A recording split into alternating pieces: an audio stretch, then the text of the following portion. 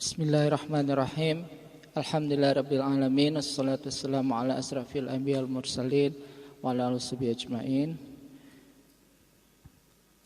Allahumma shalli ala sayyidina Muhammad wa ala ali sayyidina Muhammad kama shallaita ala sayyidina Ibrahim wa ala ali Ibrahim wa barik ala sayyidina Muhammad wa ala ali Muhammad kama barakta ala sayyidina Ibrahim wa ala ali Ibrahim fil alamin innaka Hamidum Majid. Alhamdulillahirabbil alamin. Kita panjatkan puji syukur kehadirat Allah. Insyaallah pada hari ini kita sebentar lagi akan menyelesaikan hari yang ke-20 berapa? 7 ya, semuanya sama ya. Mungkin sebagian juga ada yang sudah ke-28.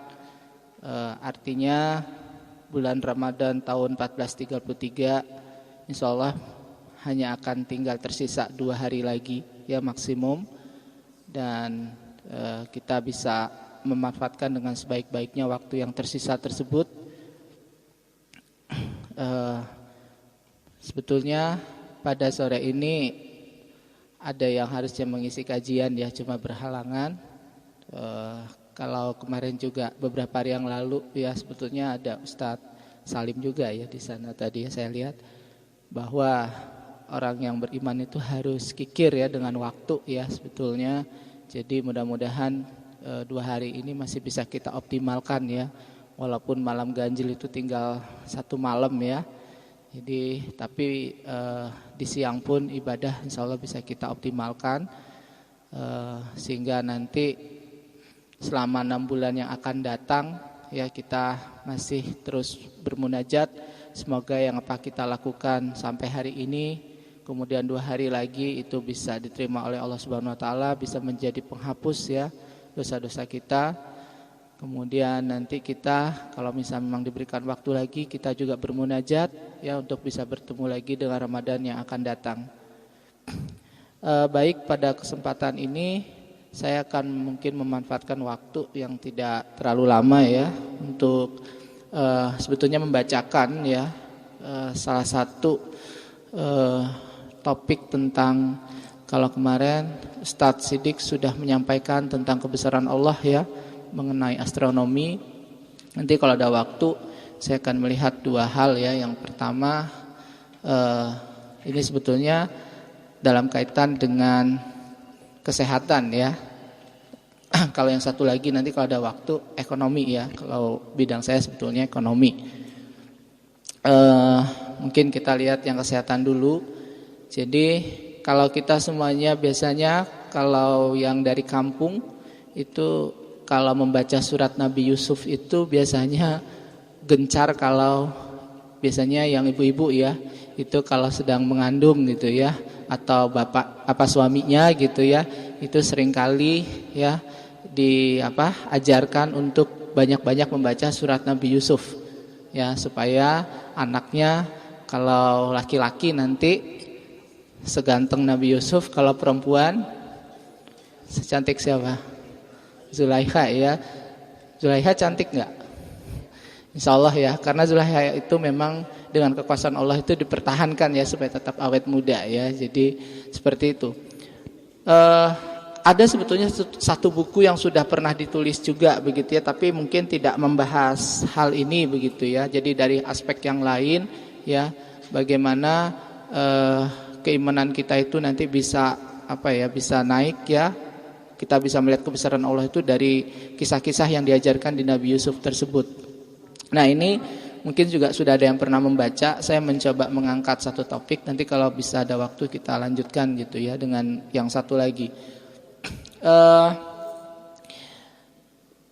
Di Indonesia itu tidak ada ilmuwan yang rasanya sudah mendapatkan paten internasional. Ya, jadi kalau paten internasional itu paten saja itu kalau paten yang formulanya susah itu kan pengusulannya juga lama ya. Jadi paten itu biasanya diperoleh itu minimal 4 tahun gitu ya. Jadi kalau dosen mengusulkan paten itu sangat lama begitu ya, walaupun paten juga bisa untuk formula yang sangat sederhana. Nah, apalagi kalau internasional paten ya, itu sangat susah. Profesor Dr. Abdul Basit Muhammad Sayyid itu adalah seorang ilmuwan dari Mesir yang sudah mendapatkan paten internasional ya untuk obat tetes mata. Ya, jadi di dalam kisah Nabi Yusuf ya, di dalam surat Yusuf ya, ayat 83 ya. 93 sampai 96 ya. Mungkin yang dari Smart Excellencia hafal betul kan? Hah? Kisah Nabi Yusuf hafal ya? Coba kita buka ya, ayat 93. Surat Yusuf.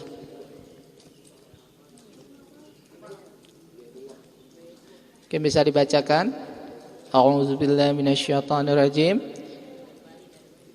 Idhabu. Yang keras mungkin. Idhabu biqamisi hadza falqu ala wajhi abi ya'ti basira wa atuni bi ahlikum ajma'in. Ya, mungkin satu lagi. Lanjutkan. Walamma fasalatil liru qala abuhum an inni la'ajiduri hayusufa falawla an tufannidu Qalu tallahi innaka lafi dhalalikal qadim. yang terakhir falamma anja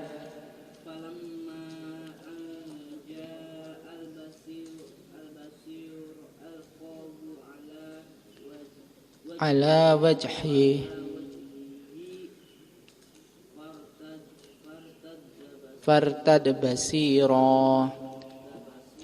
Nah, itu ya yang jadi ini yang kemudian memberikan ilham ya kepada tadi ilmuwan tersebut ya. Jadi di dunia kesehatan ya, salah satu kan penyakit yang kita ketahui tentang mata ini adalah penyakit katarak ya. Nah, penyakit katarak ini adalah kerusakan yang terjadi pada lensa mata ya. Kerusakan ini menyebabkan lensa mata menjadi keruh sehingga tidak dapat menerima cahaya, baik sebagian maupun keseluruhan. Mungkin kalau di Indonesia kan biasanya katarak dilakukan operasi ya. Nah, nanti sebetulnya dengan operasi pun itu bukan jalan yang terbaik ya.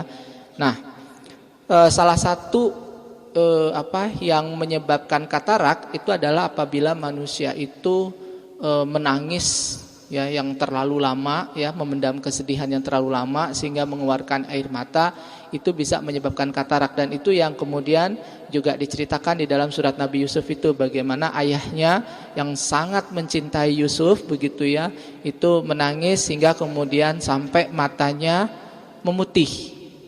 Nah, itu yang kemudian mengilhami tadi ya, ilmuwan tadi. Nah, kemudian apa kaitannya dengan pengobatannya? Nah, tadi yang dibacakan dalam ayat 93 sampai 96 ya, baju gamis. Jadi Nabi Yusuf dengan juga petunjuk Allah Subhanahu wa taala itu sengaja kan ya, supaya salah satu saudara dekatnya ditahan begitu ya, kemudian meminta yang lainnya untuk kembali lagi kepada ayahnya membawa bajunya. Jadi bajunya setelah dia menjadi pembesar di Mesir tersebut.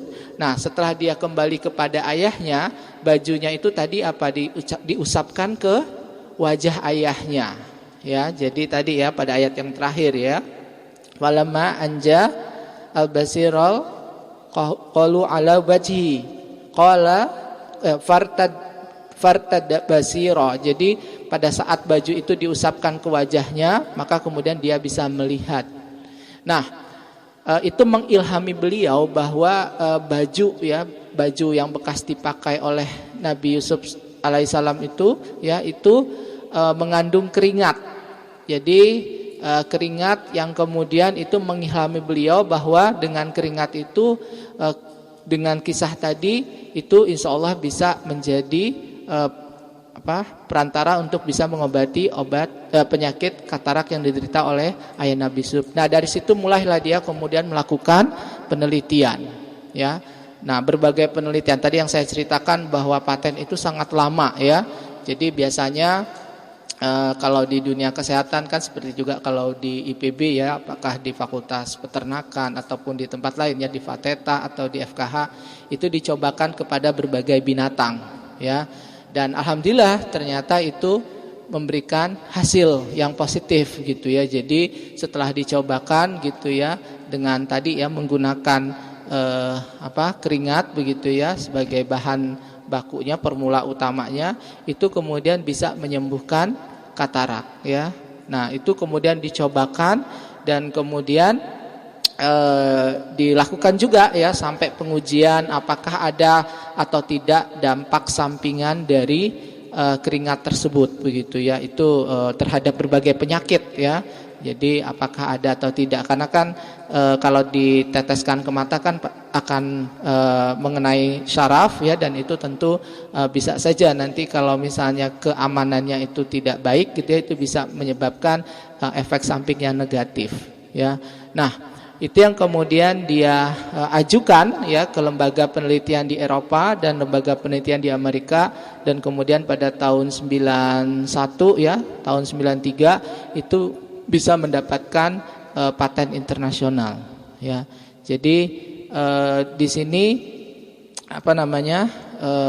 memang mungkin paling banyak itu di bidang kesehatan ya, ilmuwan, karena memang ada setiap tahun itu konferensi dokter Islam sedunia itu seringkali ya dokter-dokter yang non muslim dari barat itu pada saat konferensi tersebut kemudian langsung menyatakan keislamannya. Ya, itu seringkali memang kejadian seperti itu. Ya, karena kalau di dalam bidang kesehatan biasanya impactnya itu bersifat fisik begitu, jadi kelihatan ya, sehingga lebih mudah menyentuh begitu ya, sehingga lebih betul-betul mereka merasakan kebesaran Allah Subhanahu Wa Taala. Baik, mungkin itu yang pertama ya dari surat Nabi Yusuf ya. Jadi saya mungkin karena ini bidang kesehatan, sebetulnya ceritanya panjang juga ya kalau nanti mau dilihat atau dibahas gitu ya. Kemudian yang kedua, ada yang sangat menarik juga ya, ini tentu bidang yang ekonomi gitu ya. Jadi ayat di dalam surat Nabi Yusuf itu seringkali dikutip ya untuk biasanya yang menulis disertasi ekonomi ya pada tahun-tahun terakhir lah, tahun 2000-an ya. Jadi contoh yang paling mudah adalah di Indonesia itu terakhir saja ya, mungkin semuanya kita tahu gitu ya, bahwa harga kedelai sangat mahal ya. Jadi harga kedelai itu sangat mahal karena kedelai itu dibikin untuk produk yang menyangkut industri rakyat, sehingga pemerintah menjadi sangat concern ya. Dan kemudian juga salah satu sumber protein yang memang terjangkau oleh masyarakat itu adalah tahu dan tempe ya. Tidak hanya kedelai begitu ya, setiap mungkin pada waktu-waktu tertentu harga cabai bisa 50.000 per kilo ya kan, bahkan bisa sampai 100.000 ya. Kemudian harga beras juga bisa sama begitu ya. Nah, kebetulan saya memang pada beberapa waktu terakhir juga diminta begitu ya oleh beberapa instansi seperti Bank Indonesia dan sebagainya, karena sekarang setelah kita mempelajari fenomena kenapa harga itu sangat berfluktuasi, kemudian kenapa ada kekhawatiran misalnya tentang tadi ya beras, kemudian tadilah cabai, yang paling mudah itu kan yang di Indonesia kan cabai, kedelai begitu ya. Sebetulnya itu tidak hanya di Indonesia, semua negara mengalami itu ya, termasuk negara barat pun juga sama. Tapi di Indonesia karena kita sangat tergantung juga pada impor gitu ya untuk beberapa hal, sehingga kita menjadi sangat khawatir. Nah, salah satu solusi kebijakan dari pemerintah itu adalah sekarang, mungkin nanti bulan depan itu akan di launching begitu ya.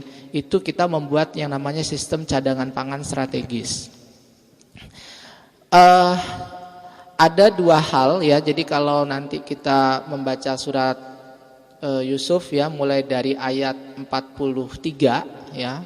Jadi mungkin bisa dilihat ya, salah satu saja ya. Ini yang 43-nya gitu ya. Saya bacakan terjemahannya ya. Raja berkata, ya ini raja Mesirnya ya, sesungguhnya aku bermimpi melihat 7 ekor sapi betina yang gemuk-gemuk dimakan oleh 7 ekor sapi betina yang kurus-kurus, dan 7 bulir gandum yang hijau dan 7 bulir lainnya yang kering. Hai orang-orang yang terkemuka, terangkanlah kepadaku tentang takbir mimpi itu. Itu jika kamu dapat menakbirkan mimpi. Nah, kemudian kita mungkin tahu ya kisah selanjutnya ya, ada teman Nabi Yusuf alaihissalam di penjara yang sudah keluar, kemudian memberitahukan kepada raja bahwa dia pernah bertemu ya dengan salah satu yang di penjara tadi, yaitu Nabi Yusuf yang bisa mentakbirkan mimpi ya. Nah, kemudian poin berikutnya adalah ini ya, dari Nabi Yusufnya ya.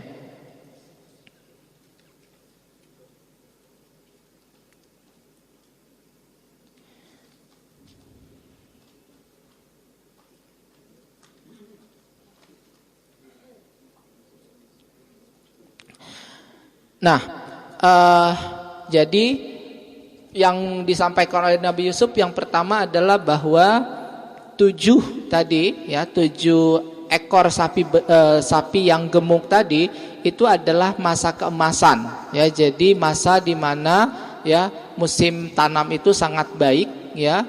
Kemudian akan datang setelah 7 musim tersebut ya, 7 musim lagi di mana terjadi kekeringan, ya kekeringan yang panjang. Akan tetapi tidak berhenti sampai di sana. Setelah itu ada 7 lagi musim di mana kemudian kembali lagi ya masa kesuburan itu. Dan saat itu ya orang-orang bisa memeras anggur. Artinya apa? Bahwa kalau di ini alarm buka nih ya. Masih berapa? 15 menit lagi ya. Baik ya, jadi tadi ya 7 musim itu tidak hanya 2 tapi 3 di sana disampaikan. Ya, jadi ada 3 siklus ya. Jadi tidak 2 tapi 3. Nah, ini sangat penting. Yang pertama tadi saya menyampaikan yang aplikatif dulu ya. Yang pertama mungkin dari teori dulu.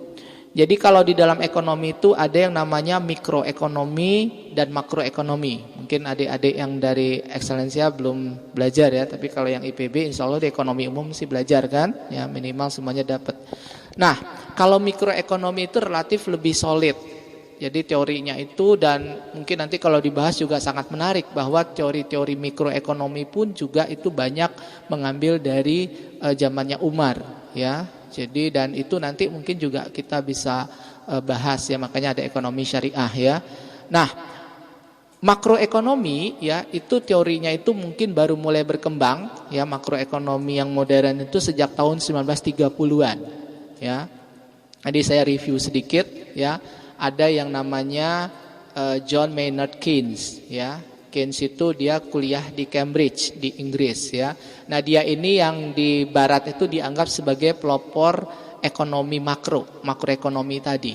Ya, kalau mereka menyampaikannya sebagai modern macroeconomics, jadi ekonomi makro modern.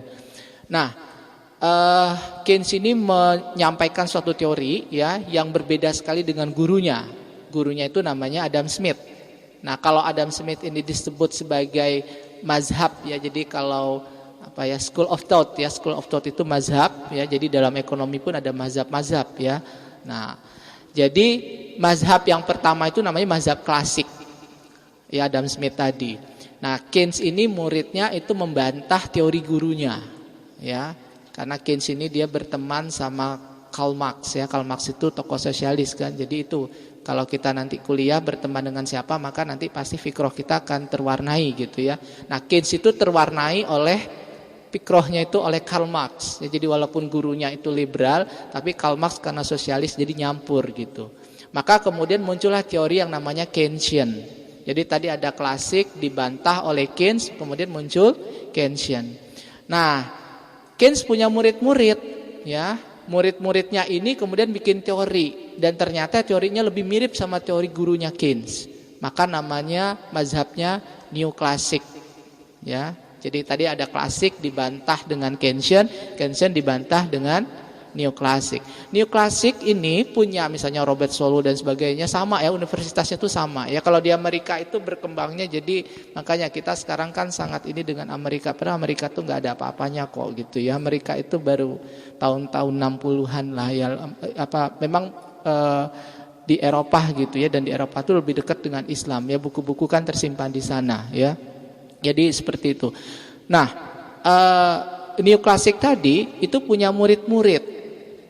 Kemudian ada teori yang mirip dengan Keynes, bukan dengan yang Adam Smith. Maka namanya post-Keynesian. Begitu seterusnya perdebatan itu. Sehingga kemudian terakhir tahun 90-an ya, teori apa yang paling dipercaya di makro? Nah, teorinya tadi adalah teori yang diajarkan tadi ya dalam kisah Nabi Yusuf ya. Namanya mazhabnya School of Thought-nya RBC. RBC itu adalah Real Business Cycle, siklus bisnis real.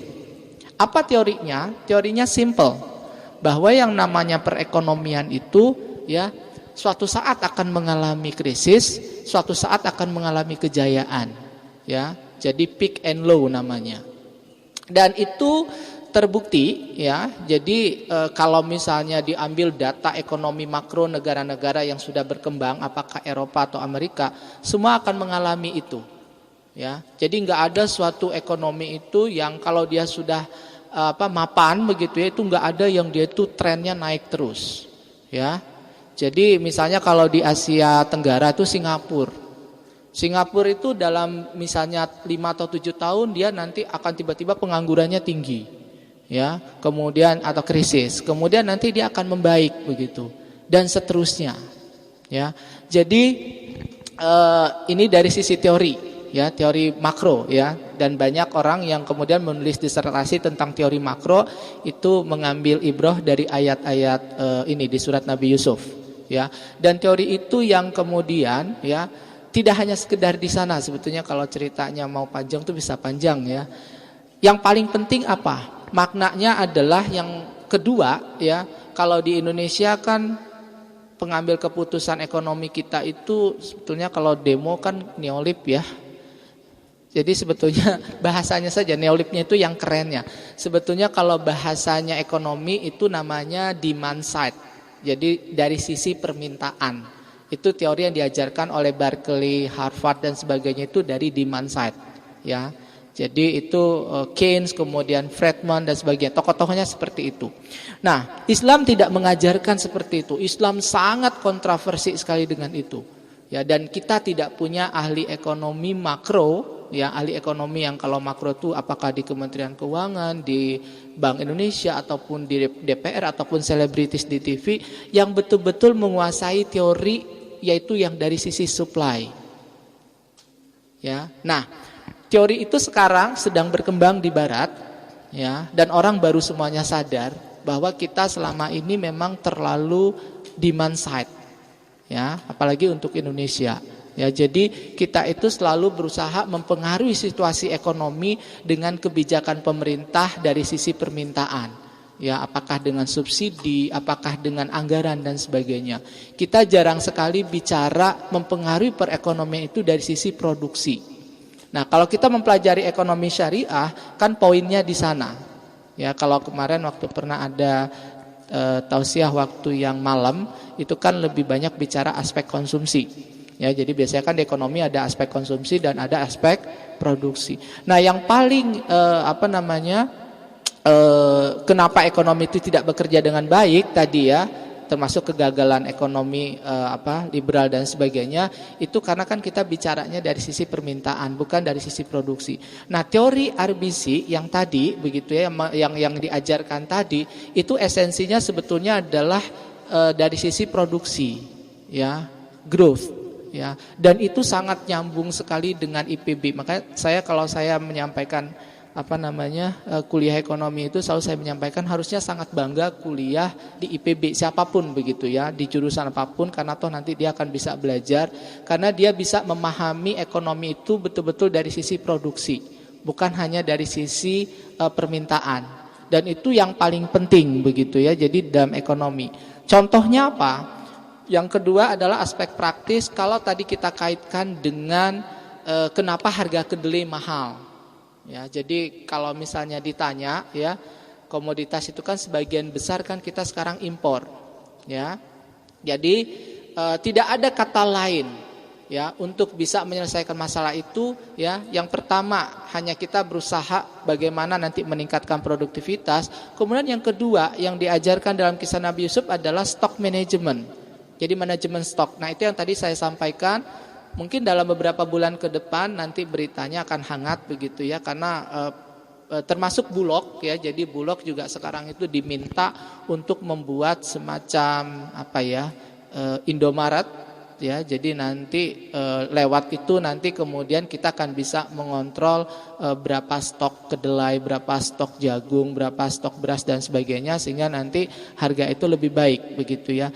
Dan stock management ini yang kemudian menjadi apa ya, pemikiran sekarang, wacana ya. Jadi kalau bahkan kalau untuk level ASEAN pun ya, itu pimpinan negara ASEAN itu sudah tanda tangan kesepakatan untuk sama-sama stok pangan ini kalau bisa itu saling mengisi begitu ya.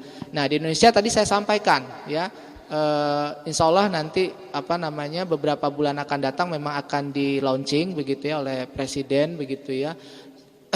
Jadi yang poin paling penting dari ekonomi adalah tadi satu ya, kalau untuk ekonomi makro ya, kalau di Barat sih namanya growth theory ya. Yang saya sampaikan tadi di Indonesia itu hampir nggak ada. Kalau kita tanya ada nggak orang yang pakar di bidang itu, nggak ada ya.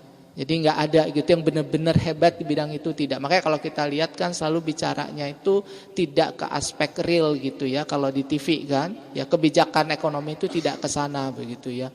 Nah, jadi ini mungkin sisi lain dari surah Nabi Yusuf ya. Moderatornya mana? Yang dari aspek ekonominya ya. Jadi sebetulnya baik dari sisi teori ataupun kemudian dari sisi praktis ya.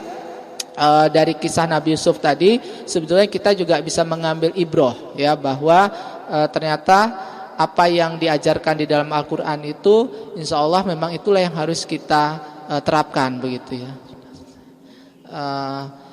Mungkin itu dulu ya, karena waktunya juga terbatas ya. Kalau ada kesalahan itu semata-mata dari saya, dan tentunya kebenaran itu datang dari Allah Subhanahu wa taala. Mudah-mudahan ya kita bisa melaksanakan semaksimum mungkin begitu ya apa yang diajarkan oleh Al-Quran dan As-Sunnah gitu ya. Jadi banyak sekali ya hal-hal yang mungkin kita kalau kita pelajari, memang itulah tugas kita ya, membaca Al-Quran gitu ya, kemudian Sunnah itu adalah untuk menambah keimanan kita kepada Allah Subhanahu wa taala. Wabillahi taufiq wal hidayah. Assalamualaikum warahmatullahi wabarakatuh.